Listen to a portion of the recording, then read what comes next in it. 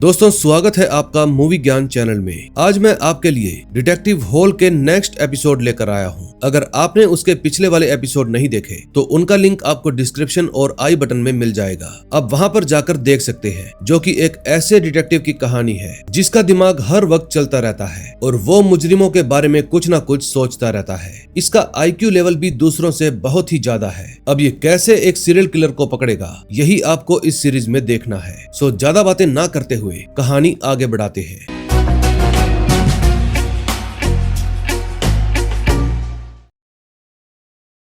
Fifth episode की शुरुआत में अटीला और टॉम धंधे को लेकर बात कर रहे थे। अटीला बताती है कि पुलिस वाले डियरपनेस गैंग के खास आदमी ल्यूक के जरिए वेपन सप्लायर को ढूंढ रहे हैं और ये खबर टॉम के लिए अच्छी नहीं थी, क्योंकि वो खुद भी इसमें शामिल था। फिर वो कुछ सोचते हुए वहां से चला जाता है। अगले सीन में हम एक्सपर्ट टेल को देखते हैं, जो सभी कोप्स को उस सीरियल किलर के बारे में बता रहे थे। दरअसल दुनिया में दो तरह के सीरियल किलर्स होते हैं, पहला साइकोपैथ और दूसरा सोशियोपैथ। ये सीरियल किलर सोशियोपैथ है, जो लोगों के बीच में रहकर ही उनको मारता है, क्योंकि उसको अपना मकसद पूरा करना है। स्टेल की बातें सुनने के बाद हैरी अपनी एक अलग ही कहानी बनाना शुरू कर देता है। अब हैरी को किलर का नहीं बल्कि उसके मकसद के बारे में पता करना था, क्योंकि अगर किलर का मकसद मिल गया तो वो लोग दूसरे विक्टिम को भी बचा सकते हैं। फिर हैरी उस कस्टमर से पूछताछ करता है जिसने बारबरा से पानी मांगा था। वो आदमी बताता है कि मैं वहाँ पर एडवोकेट हाले से मिलने के लिए गया था और तभी मैंने रिसेप्शनिस्ट बारबरा से एक गिलास पीने का पानी मांगा, लेकिन जब वो वापस नहीं आई तो मैं भी वहाँ से चला गया।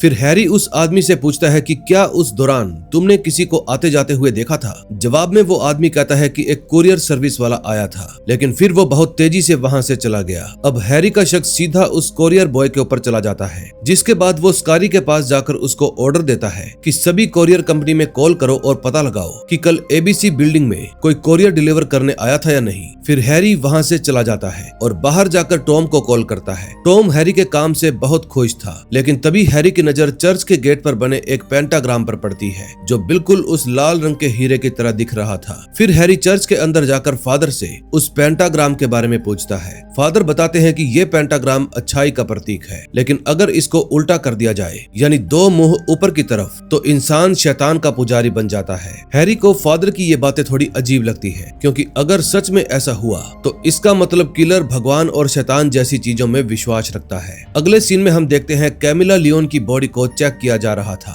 तभी हैरी को पता चलता है कि वो पाप मुक्त है, यानी कैमिला के शरीर पर किसी भी तरह के सेक्सुअल असोल्ट के निशान नहीं है। अब मोलर और हैरी को ये बात थोड़ी अजीब लगती है, क्योंकि अक्सर ऐसी किलिंग में सेक्सुअल असोल्ट का मामला जुड़ा होता है। लेकिन तभी स्टेल उनसे कहता है कि हर सीरियल किलर एक जैसा नहीं होता। कुछ किलर इंसान के शरीर को महसूस करके अपने मन को संतुष्ट करते हैं, और शायद ये किलर भी बिल्कुल वैसा ही है। दूसरी तरफ जर्नलिस्ट माया की सीनियर अपने सभी टीम मेंबर्स को ऑर्डर देती है कि अब एलिजाबेथ स्टोरी को साइड में रखकर बाइक कुरियर वाले पर ध्यान दो और एक नई स्टोरी को क्रिएट करो। अगले सीन में हम देखते हैं टॉम हैरी के पास आकर उसको क्राइम सीन के बाहर की फुटेज दिखाता है, जो माया ने उसके पास भेजी थी। हैरी टॉम से पूछता है कि बदले में माया ने क्या मांगा। टॉम कहता है कि उसको हमारे डिपार्टमेंट के किसी ऑफिसर का इंटरव्यू चाहिए था। फिर हैरी उन फुटेज को देखने लगता है, लेकिन हैरानी की बात तो ये थी कि क्राइम सीन के बाहर एल्मा का पति रेक मौजूद था। फिर हैरी को ये बात थोड़ी अजीब लगती है, जिसके बाद वो कैमिला के कमरे की फुटेज एक बार फिर से चेक करता है। तभी हैरी की नजर एक टेप पर पड़ती है, जो बुक के साथ में रखी हुई थी।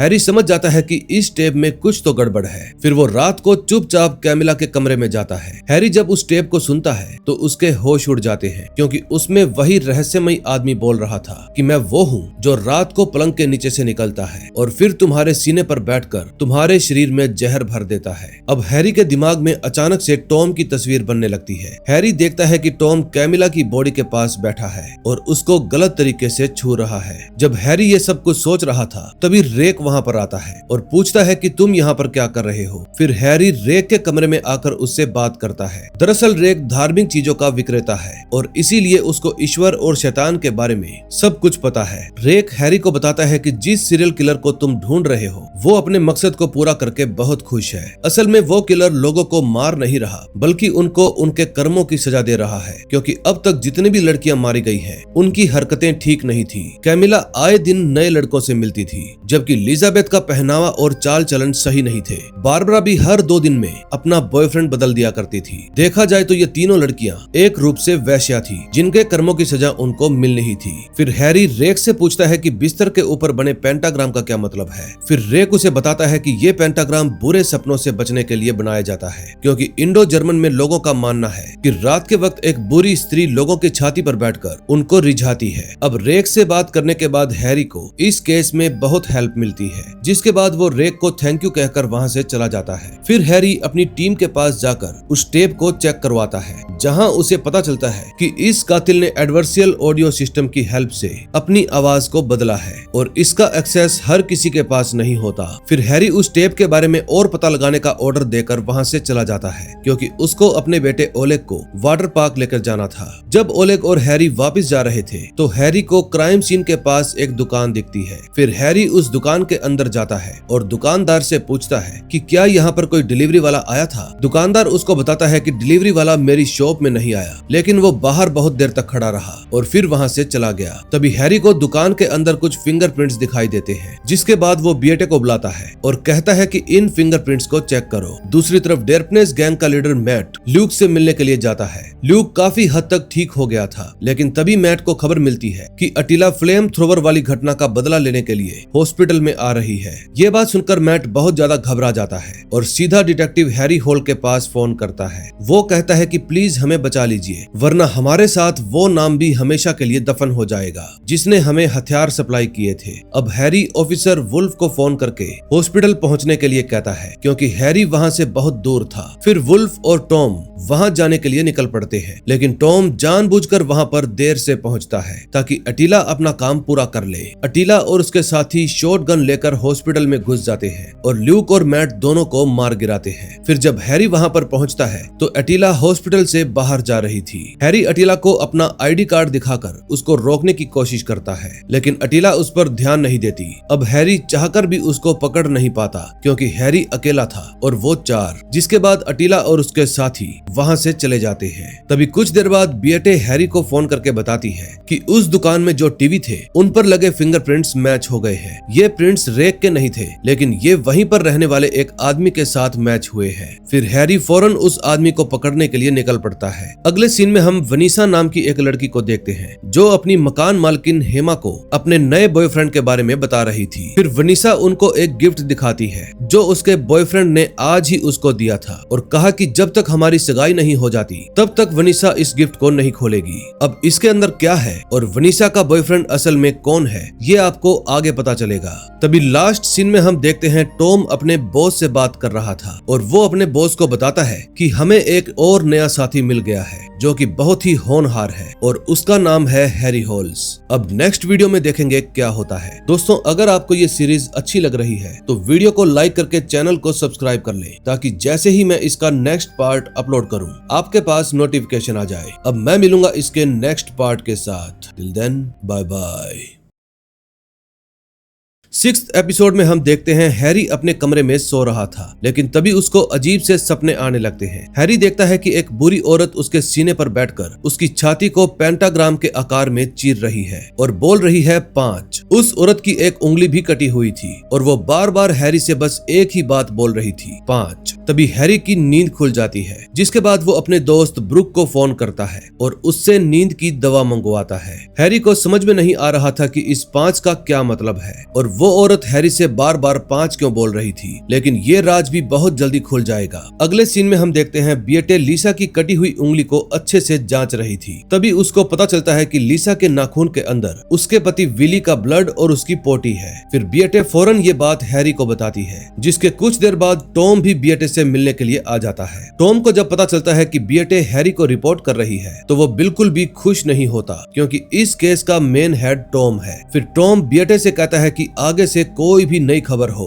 तो तुम सबसे पहले मुझे रिपोर्ट करोगी, और बिएटे टॉम की बात मान लेती है। लेकिन तभी टॉम बिएटे के करीब आ जाता है और पूछता है कि क्या तुम अभी भी मुझे याद करती हो, जिसके कारण बिएटे अनकंफर्टेबल हो जाती है। अगले सीन में हम हैरी को देखते हैं जो विली से पूछताछ करने के लिए जाता है। विली को जब पता चलता है कि लीसा के नाखून में उसका खून और पोटी है तो वो बिल्कुल भी हैरान नहीं होता, क्योंकि अक्सर रोमांस करते समय लीसा के नाखून उसको लग जाया करते थे और लीसा को उसके पिछवाड़े कपड़े में उंगली डालना भी पसंद था। फिर विली हैरी से उसकी पर्सनल लाइफ के बारे में पूछता है। हैरी बताता है कि मेरी और राकेल की कुछ खास नहीं बनती क्योंकि वो चाहती है कि मैं पूरी तरह से बदल जाऊं। हैरी की बात सुनकर विली के दिमाग में एक आइडिया आता है और वो हैरी से कहता है कि तुम राकेल को मेरे शो में लेकर आओ। वहाँ उसको एहसास होगा कि इंसान के लिए बदलना कितना मुश्किल होता है। हैरी को भी ये आइडिया बहुत ही पसंद आता है। अगले सीन में हम देखते हैं टॉम जब गन सप्लाई के पैसे लेकर जा रहा था तो उसको जॉर्ज नाम का लड़का मिलता है। जॉर्ज टॉम को देखते ही समझ जाता है कि वो एक गे है, जिसके बाद वो टॉम के साथ नजदीकियां बनाने की कोशिश करता है। लेकिन जॉर्ज को कोई अंदाजा भी नहीं था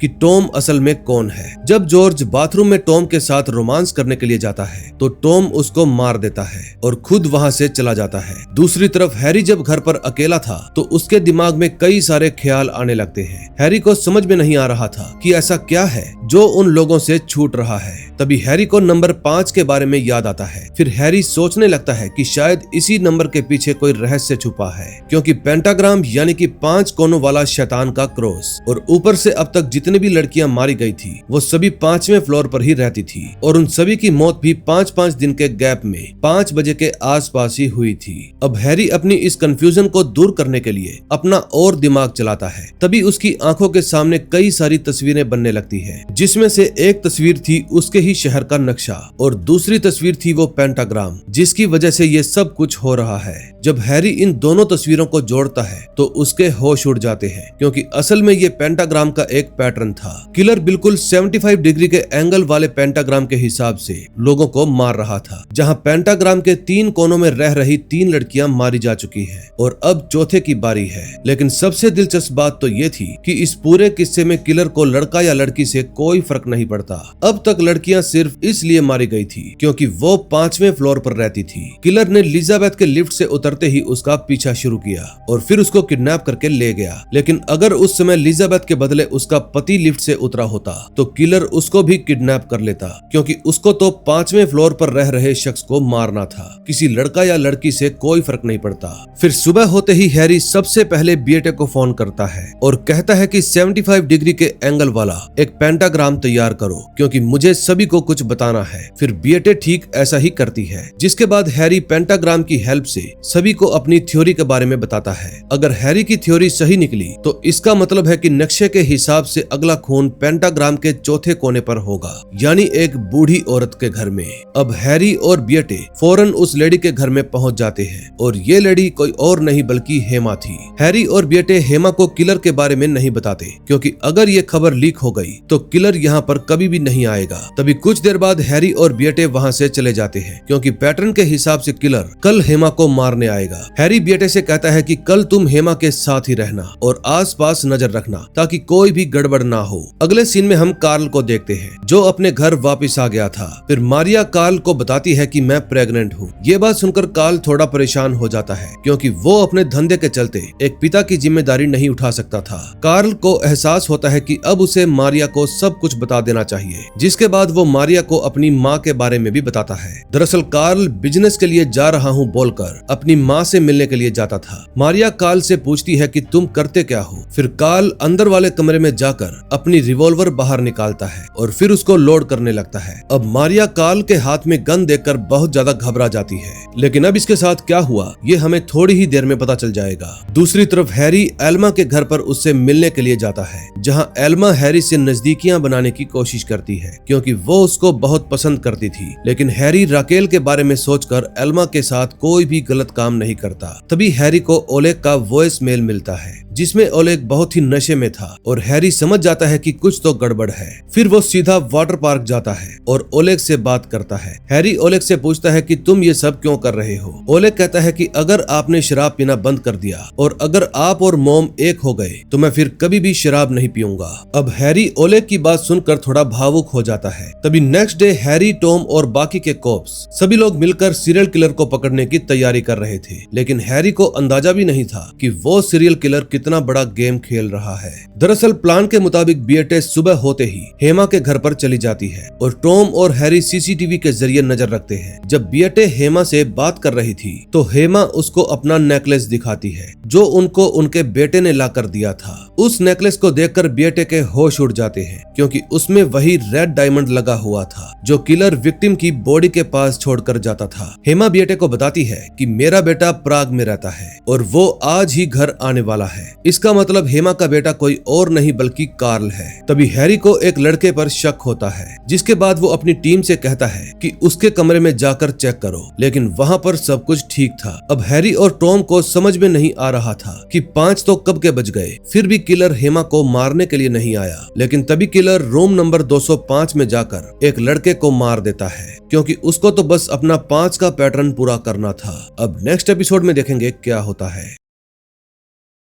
7th एपिसोड की शुरुआत वहीं से होती है जहां पिछला एपिसोड खत्म हुआ था। कार्ल का सच जानने के बाद टॉम, हैरी और बाकी कॉप्स अलर्ट हो जाते हैं। हैरी टॉम से कहता है कि हमें इसी वक्त सभी यूनिट्स को अलर्ट कर देना चाहिए और हेमा के घर पर पहुंचना चाहिए क्योंकि कार्ल किसी भी वक्त वहां पर आता होगा। लेकिन तभी टॉम के हाव भाव बदल जाते हैं और वो हैरी से चिल्लाते हुए कहता है कि कोई भी ऑफिसर कार्ल के घर पर नहीं जाएगा क्योंकि कार्ल को बिल्कुल भी भनक नहीं लगनी चाहिए, वरना हम लोग एक बार फिर से किलर को पकड़ने का सुनहरी मौका खो देंगे। फिर टॉम खुद इस मिशन को लीड करता है और हैरी से कहता है कि तुम और बाकी के कॉप्स यहीं पर रहकर सिचुएशन को हैंडल करो। अब हैरी को भी अंदाजा हो गया था कि कुछ तो गड़बड़ है, लेकिन फिलहाल उसको टॉम की बात माननी पड़ती है क्योंकि टॉम इस पूरे ऑपरेशन का हेड था। फिर टॉम हेमा के घर जाने के लिए निकल पड़ता है। दूसरी तरफ बीटे खिड़की पर खड़े होकर बाहर नजर रख रही थी क्योंकि कार्ल किसी भी वक्त वहां पर पहुंच सकता है। हेमा बेटे से पूछती है कि कुछ हुआ है क्या, लेकिन बेटे उसको कुछ भी नहीं बताती।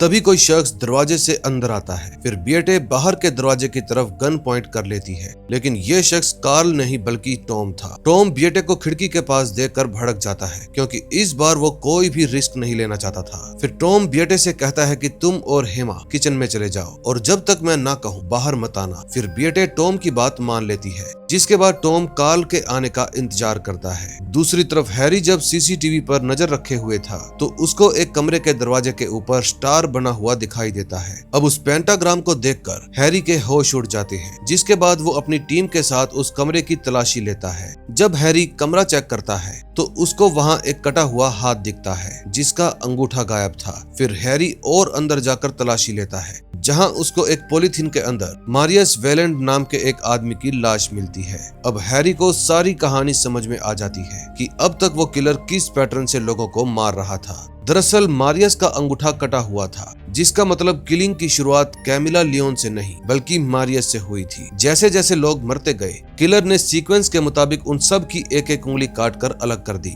जैसे मारियस का अंगूठा कैमिला लियोन के अंगूठे के साथ वाली उंगली, एलिजाबेथ की सबसे बड़ी उंगली और बारबरा की उसके साथ वाली उंगली, जिसका मतलब अब केवल सबसे छोटी उंगली बची थी। फिर हैरी बेटे को फोन करके उसको ये सारी बात बता देता है। बेटे हैरी से कहती है कि मुझे भी कुछ समझ में नहीं आ रहा क्योंकि टॉम अकेला इस मिशन को ऑपरेट कर रहा है और उसने मुझे और हेमा को किचन में भेज दिया। तभी कार्ल अपने घर पर आ जाता है, जिसके बाद टॉम अपना खेल शुरू करता है। वो कार्ल के ऊपर गन तानकर उसको कहता है कि अपनी गन नीचे कर लो। अब ये बात सुनकर कार्ल को कुछ भी समझ में नहीं आता क्योंकि गन तो उसके हाथ में थी ही नहीं बल्कि टॉम के हाथ में थी। लेकिन तभी टॉम और तेज चिल्लाता है कि अपनी गन फेंक दो। टॉम की आवाज सुनकर बेटे और हेमा नीचे आ जाते हैं। बेटे देखती है कि कार्ल के हाथ में कोई बंदूक नहीं है, लेकिन फिर भी टॉम उसको गन नीचे करने के लिए बोल रहा है। लेकिन तभी टॉम बेटे को दूसरी बंदूक दिखाते हुए कहता है कि मैंने इसके हाथ से गन छीन ली। फिर बेटे कार्ल को अरेस्ट कर लेती है, जिसके बाद उसको पुलिस स्टेशन में ले जाकर उससे पूछताछ की जाती है। इस इन्वेस्टिगेशन का सारा क्रेडिट टॉम खुद ले लेता है, जबकि हैरी और बेटे ने भी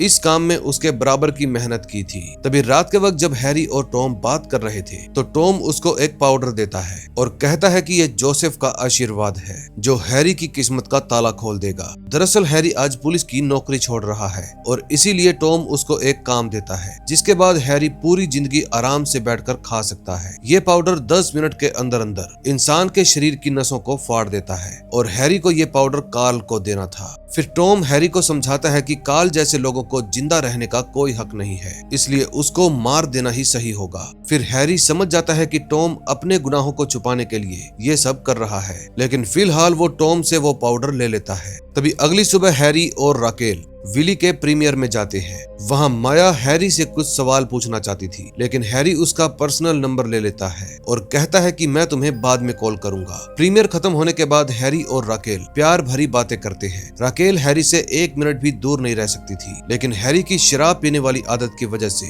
उसको मजबूरन दूरियां बनानी पड़ती है। फिर हैरी राकेल से कहता है कि आज रात मेरा इंतजार मत करना, क्योंकि मैं घर देर से आऊंगा। फिर हैरी जेल जाकर कार्ल से मिलता है। कार्ल हैरी से साफ साफ कह देता है कि मुझसे पूछताछ करने का कोई फायदा नहीं, क्योंकि मैंने किसी को भी नहीं मारा। हैरी कार्ल से सीधा सवाल पूछता है कि क्या टॉम वेलर इसमें शामिल है, लेकिन कार्ल उसको कोई भी जवाब नहीं देता। फिर हैरी कार्ल को पानी देने के बहाने उसमें वो पाउडर मिला देता है, जिसके बाद कार्ल की धड़कनें धीमी हो जाती है। हैरी कार्ल से कहता है कि तुम्हारे पास सच बताने के लिए केवल 10 मिनट है, क्योंकि अगर इन 10 मिनट में तुमने एंटीडोट नहीं लिया तो तुम तड़प तड़प कर मर जाओगे। तभी कार्ल को उल्टियां होने लगती है, जिसके बाद वो हैरी से अपनी जिंदगी की भीख मांगता है। फिर कार्ल हैरी को बता देता है कि मैंने ये सब टॉम वेलर के कहने पर ही किया था। उस दिन जब मैं घर पर आया तो मैंने टॉम से पूछा कि तुम यहाँ क्या कर रहे हो, लेकिन टॉम ने मुझे कोई भी जवाब नहीं दिया और जोर जोर से चिल्लाने लगा कि गन नीचे फेंक दो। अब हैरी को उसके सवालों के जवाब मिल गए थे, जिसके बाद वो कार्ल के सामने ये शर्त रखता है कि तुम्हें यही बात कोर्ट में भी कहनी होगी। कार्ल हैरी की बात मान लेता है और कहता है कि जल्दी से मुझे एंटीडोट वाली गोली दे दो, लेकिन तभी हैरी हंसने लगता है, क्योंकि उसने कार्ल के पानी में कोई पाउडर नहीं बल्कि नींद की दवा मिलाई थी। फिर हैरी कार्ल को हथकड़ी पहनाकर अपने साथ ले जाता है। जब टॉम को पता चलता है कि हैरी कार्ल को ले गया है तो उसको बहुत गुस्सा आता है, क्योंकि हैरी ने अपना वादा तोड़ दिया था। तभी एक लड़की टॉम के पास आती है और उसको थैंक यू कहती है, क्योंकि टॉम ने उस लड़की को रेड डायमंड दिया था। आपको याद ही होगा कि ये वही लड़की है जो टॉम को सड़क पर मिली थी और फिर टॉम ने उसको एक डायमंड दिया था। दूसरी तरफ बियटे जब सो रही थी तो उसके पास हेमा का फोन आता है और वो बताती है कि मेरे यहाँ एक लड़की किराए पर रहती थी और वो बहुत दिनों से घर नहीं आई। हेमा की बात सुनकर बियटे के होश उड़ जाते हैं, क्योंकि उसको लगने लगता है कि शायद अगला नंबर उसका ही होगा। अगले सीन में हम देखते हैं टॉम अपने बॉस को फोन करके बताता है कि हैरी कार्ल को ले गया है। ये बात सुनकर टॉम का बॉस भी घबरा जाता है। फिर टॉम का बॉस उसको कहता है कि अगर कार्ल ने गवाही दे दी तो हम लोग बुरी तरह से फंस जाएंगे, इसलिए अब हमारे पास सिर्फ एक ही रास्ता है, हैरी को खत्म करना होगा। टॉम उसकी बात मान लेता है, जिसके बाद वो अपने खास आदमी जोश को फोन करके कहता है कि तुम्हारे लिए नया काम आया है। अब नेक्स्ट एपिसोड में देखेंगे कि हैरी के साथ क्या होता है। 8वें एपिसोड में हम देखते हैं जोश हैरी के घर पर उसको मारने के लिए पहुंच जाता है। वो हैरी को सोते वक्त ही मार देता है, लेकिन जब जोश चादर हटाकर देखता है तो उसको वहां पर हैरी मिलता ही नहीं। दूसरी तरफ हैरी कार्ल को लिफ्ट से कहीं ले जा रहा था। फिर कार्ल मौका मिलते ही अपनी पॉकेट से स्क्रू ड्राइवर बाहर निकालता है और हैरी को धमकी देता है कि तुम मुझे जाने दो, क्योंकि मैंने कोई भी कत्ल नहीं किया। फिर कार्ल हैरी से कहता है कि तुम्हें असली हत्यारे को पकड़ना चाहिए और असली हत्यारा मैं नहीं हूँ। फिर वो बताता है कि टॉम भी वेपन्स की स्मगलिंग करता है। फिर वो हैरी को अपनी कहानी सुनाता है कि कैसे मैं एक सीधे साधे लड़के से बदलकर प्रयाग का सबसे बड़ा स्मगलर बन गया। दरअसल कार्ल 20 साल की उम्र में प्रयाग आया था और वो देखने में बहुत ही सुंदर भी था, इसलिए लड़कियां और लड़के दोनों ही उस पर मरते थे। लेकिन कार्ल ने पैसे कमाने के लिए लड़कों को चुना, जहां एक आदमी ने पैसे देकर पूरी रात कार्ल के साथ मजे किए। फिर अगली सुबह कार्ल को पता चला कि वो आदमी रेड ब्लड डायमंड का स्मगलर है और उसको अपने धंधे में एक भरोसेमंद आदमी की जरूरत है।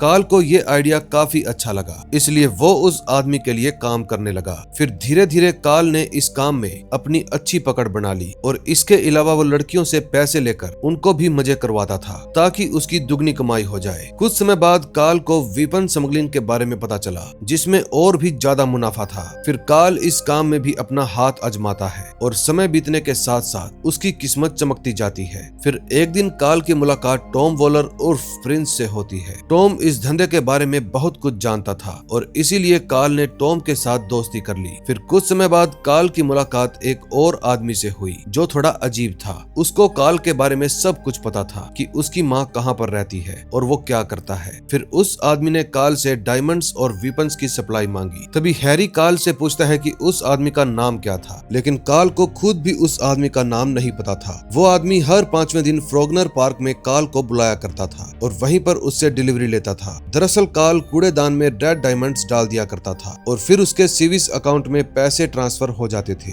ये सिलसिला कई दिनों तक ऐसे ही जारी रहता है, लेकिन आखिरी बार उस आदमी ने 2 डिलीवरीज मांगी, वो भी लगातार 2 दिन। अब हैरी बियटे को फोन करता है और कहता है कि फ्रोगनर पार्क की तस्वीरें चेक करो और देखो कि उसमें कौन सा संदिग्ध आदमी डायमंड्स लेने के लिए आता है। अगले सीन में हम एना, मोलर और टॉम को देखते हैं जो हैरी के बारे में बात कर रहे थे। टॉम सभी को कहता है कि मैं खुद इस मामले को हैंडल करूंगा और हैरी को ढूंढ कर लाऊंगा, जिसके बाद टॉम को 15 घंटे का समय दिया जाता है। दूसरी तरफ टॉम का खास आदमी जोश माया के पास जाता है और धमकी देता है कि हैरी की कोई भी खबर मिलते ही तुम सबसे पहले मुझे बताओगी, और इसके अलावा अगर हैरी किसी दूसरे कैप्टन को फंसाने की कोशिश करे तो तुम उसकी बात मत सुनना। फिर माया गुस्से में कहती है कि अगर मैंने नहीं बताया तो तुम क्या करोगे। फिर जोश कहता है कि हमें तुम्हारे भाई का पता है और अगर तुमने जरा सी भी होशियारी दिखाई तो वो बेचारा मारा जाएगा। अब जोश की बातें सुनकर माया घबरा जाती है और उसको अपने भाई की चिंता होने लगती है।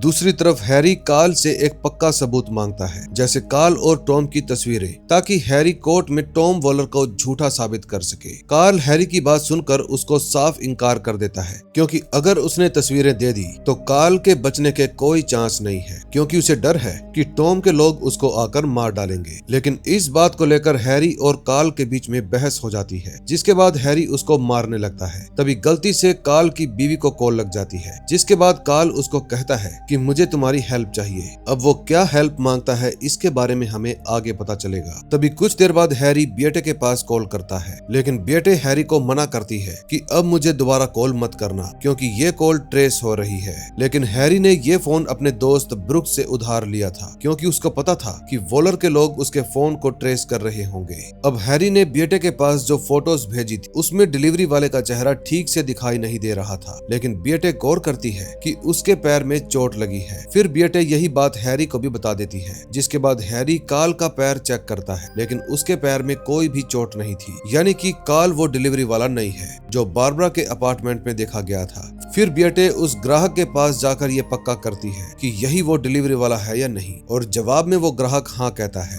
अब हैरी के लिए काम आसान हो गया था, जिसके बाद वो माया को फोन करता है और कहता है कि मेरे पास आपके अखबार में छापने के लिए एक जबरदस्त ब्रेकिंग न्यूज है। माया हैरी से पूछती है कि क्या ब्रेकिंग न्यूज है। फिर हैरी कहता है कि मुझे तुम्हें एक भ्रष्ट ऑफिसर के बारे में बताना है। माया हैरी से उसकी लोकेशन मांगती है, लेकिन जब हैरी लोकेशन देने से इनकार करता है तो माया कहती है हम बिना सबूतों के या बिना किसी जांच पड़ताल के किसी को भी भ्रष्ट साबित नहीं कर सकते। फिर हैरी माया को शाम 5 बजे एक बार में मिलने के लिए बुलाता है। दूसरी तरफ टॉम हैरी के दोस्त ब्रुक की टैक्सी में यात्री बनकर बैठ जाता है और फिर उसको एक सुनसान जगह पर चलने के लिए कहता है। ब्रुक को थोड़ा अजीब लग रहा था, क्योंकि आज से पहले उसने ऐसा यात्री कभी भी नहीं देखा। लेकिन थोड़ी दूर पहुंचते ही टॉम ब्रुक का गला पकड़ लेता है और पूछता है बता हैरी हॉल कहाँ है और तुमने उसका फोन कहाँ पर छुपाया। असल में पुलिस पिछले कई घंटों से हैरी का फोन ट्रेस कर रही थी और हर बार लोकेशन अलग अलग होती जाती है, क्योंकि हैरी का फोन ब्रुक की टैक्सी में था। जब ब्रुक उसको सच्चाई नहीं बताता तो टॉम उसके मुंह के अंदर बंदूक घुसेड़ देता है और कहता है कि अगर मेरे 5 गिनने तक सच्चाई नहीं बताई तो गोली तुम्हारे मुंह के आर पार हो जाएगी। फिर ब्रुक टॉम की बात सुनकर घबरा जाता है, जिसके बाद वो टॉम को हैरी का फोन दे देता है और उसको हैरी की लोकेशन भी बता देता है। टॉम शायद ये बात भूल गया था कि हैरी हॉल के दिमाग को पढ़ पाना नामुमकिन है। जब हैरी कार्ल के साथ बात कर रहा था तभी वो कार्ल को अपना बर्नर फोन दिखाता है। कार्ल हैरी से पूछता है कि अगर तुम्हारे पास बर्नर फोन था तो तुमने अपने दोस्त के फोन से कॉल क्यों की। फिर जवाब में हैरी मुस्कुराने लगता है, क्योंकि वो चाहता था कि टॉम यहाँ पर आए और उसको शक भी ना हो कि मैंने उसको जानबूझकर यहाँ पर बुलाया है। वहीं दूसरी तरफ माया एक बार में हैरी का इंतजार कर रही थी, लेकिन हैरी वहाँ पर आता ही नहीं, क्योंकि उसको अंदाजा हो गया था कि माया टॉम के साथ मिली हुई है। दरअसल जब हैरी ने भ्रष्ट ऑफिसर से बात की तो माया ने तुरंत कहा था कि मैं जांच पड़ताल किए बिना उस भ्रष्ट कैप्टन की तस्वीर नहीं छापूंगी, और हैरी ने ये बात पकड़ ली, क्योंकि उसने तो कैप्टन का नाम लिया ही नहीं था। कार्ल हैरी का तेज दिमाग देखकर हैरान रह जाता है। तभी कुछ देर बाद बियटे हैरी के पास फोन करती है और बताती है कि उस बीज के बारे में पता चल गया है, यानी कि किलर वही है।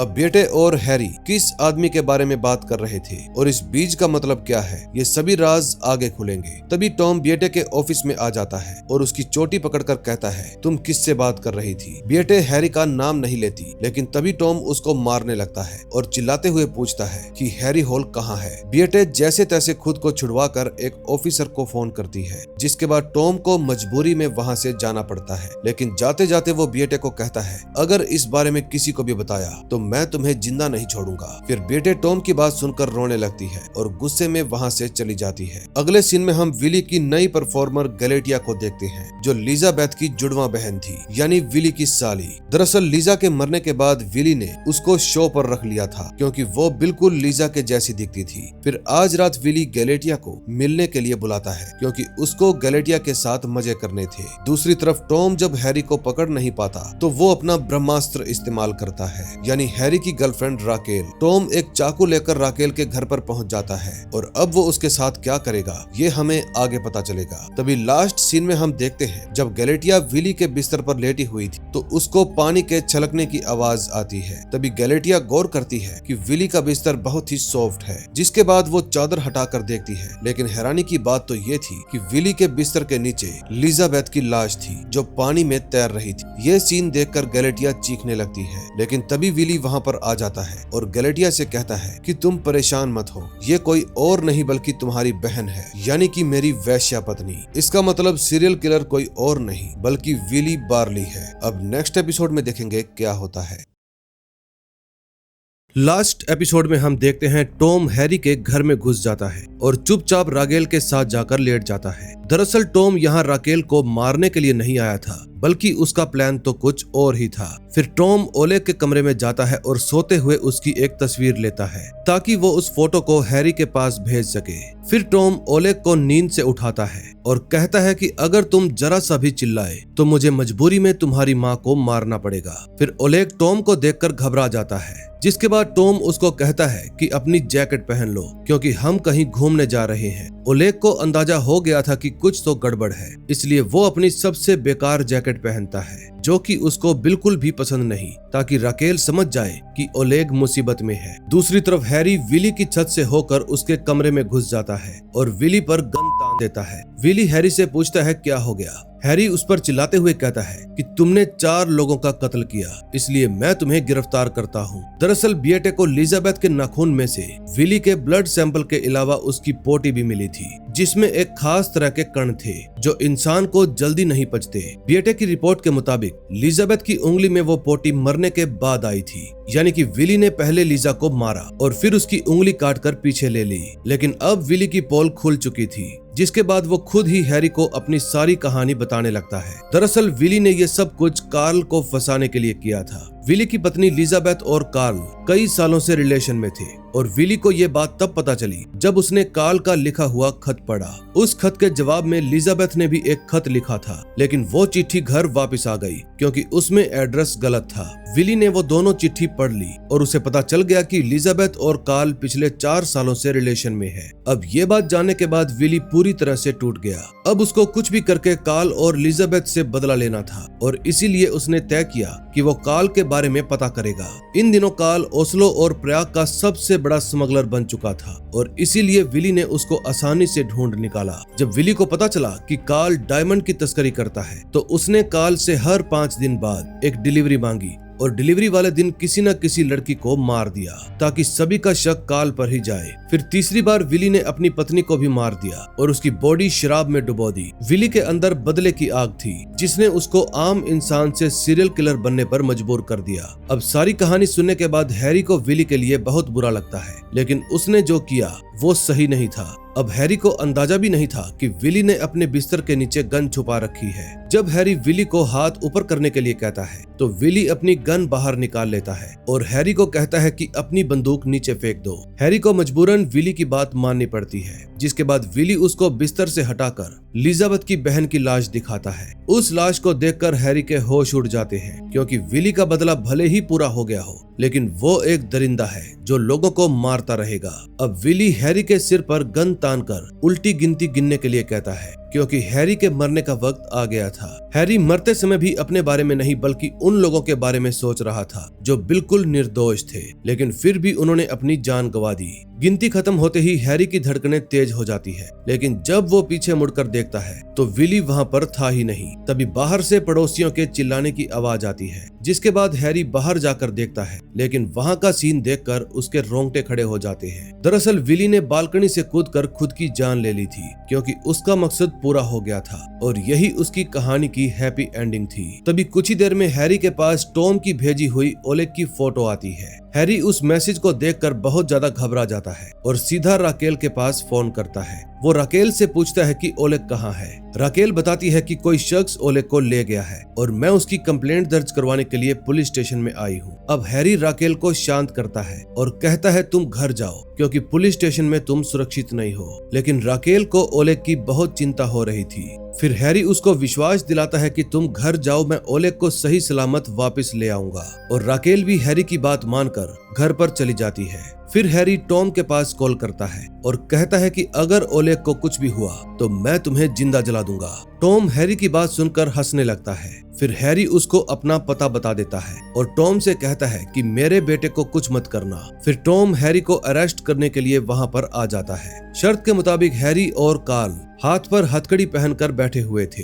फिर टॉम हैरी को इस तरह लाचार देखकर बहुत खुश हो जाता है और उस पर गन तान देता है। लेकिन तभी हैरी हंसते हुए टॉम से कहता है कि अब तक कैमरा में सब कुछ रिकॉर्ड हो गया होगा। दरअसल हैरी ने जानबूझकर टॉम को ऐसी जगह पर बुलाया जहां पर कैमरा लगा हुआ था, ताकि टॉम का सच सबके सामने आ जाए। फिर टॉम गुस्से में हैरी और कार्ल को लिफ्ट के पास लेकर जाता है और वहां उनकी खबर लेता है। लेकिन तभी हैरी अपनी जेब से स्क्रू ड्राइवर निकालता है और उसे टॉम की गर्दन में घुसेड़ देता है। फिर हैरी, कार्ल और ओलेग फौरन वहां से भागने लगते हैं और लिफ्ट के अंदर चले जाते हैं। लेकिन टॉम गोली चलाकर लिफ्ट का शीशा तोड़ देता है और ओलेग के बाल पकड़ लेता है। ओलेग दर्द से चिल्लाने लगता है। तभी हैरी उसको इशारा करता है कि मैं बस 3 तक गिनूंगा और फिर तुम टॉम को धक्का दे देना और खुद को छुड़ा लेना। ओलेग हैरी की बात मानकर ठीक ऐसा ही करता है, जिसके बाद हैरी खुद टॉम का हाथ पकड़ लेता है और लिफ्ट चालू कर देता है। टॉम जोर जोर से चिल्लाता है, हैरी प्लीज ऐसा मत करो, लेकिन हैरी उसका हाथ छोड़ता ही नहीं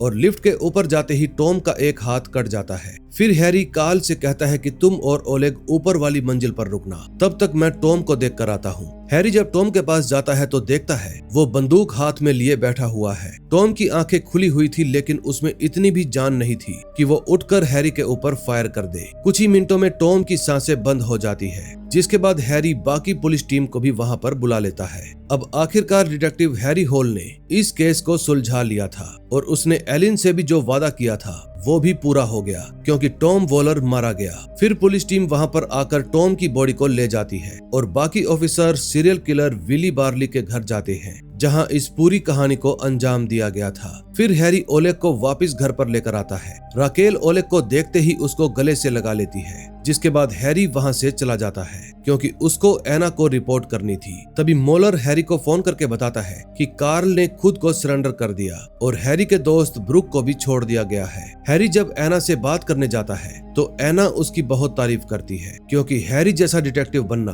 हर किसी के बस की बात नहीं है। एना हैरी से पूछती है कि तुम्हारे दिमाग में आया कैसे कि विली ही किलर है और तुम इतना सब कुछ कैसे सोच लेते हो। लेकिन हैरी उसकी बात का कोई भी जवाब नहीं देता और मुस्कुराने लगता है, क्योंकि डिटेक्टिव हैरी होल के दिमाग को पढ़ पाना नामुमकिन है। हालांकि ये किस्सा अभी भी खत्म नहीं हुआ था, क्योंकि बैंक रॉबरी वाला मामला अभी भी अनसुलझा है। तभी हैरी दिमाग लगाता है और सोचता है कि ज्यादातर पत्नी की मौत के पीछे वजह उसका पति होता है और चोर ने रोज के कान में कुछ कहा था, जैसे वो रोज को जानता हो। इसका मतलब जरूर रोज का पति ही उसका कातिल है। अब हैरी बेटे को साथ लेकर रोज के घर पर पहुंच जाता है और उसके पति को अरेस्ट कर लेता है। फिर सब कुछ सोल्व होने के बाद हैरी अपनी दोस्त एलिन के नंबर पर कॉल करता है, जो कि ये दुनिया छोड़कर जा चुकी थी और उसका फोन भी बंद आ रहा था। अब हैरी ने भले ही हर पहेली को सुलझा लिया हो, लेकिन उसको इस बात का दुख तो था ही कि उसने इस लड़ाई में अपनी सबसे प्यारी दोस्त को खो दिया। और इसी के साथ इस कहानी का एंड हो जाता है।